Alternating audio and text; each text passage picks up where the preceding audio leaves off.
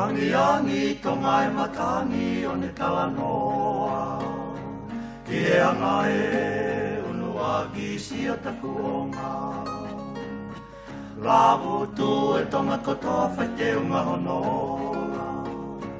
Pange hawhetu e siawhio e Pasifiki tonga. Uni walu o e haa mawhi kua ne whanai. Ngā hau koula o mafua whakatuputupurangi. Pasifiki ke whakatangane talapea ngāri. Lewe ni oe, whine tonga koe ni wakai. Laua mamai tama mo ke pasi, kai hula sia whine hulangi.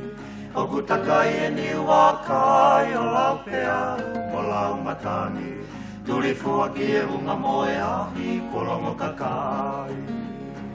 Ke tae wahe halahuna kamaru e fiafi. Ulangi hau ke ta ewa kautaki mamata. Ewa e saluni tori firisi ano whakalata.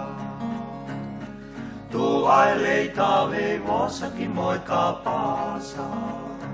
One talae lolo tope moe mamaha. Laua mamai tama mo ke pasi, kai hula sia whine hulangi.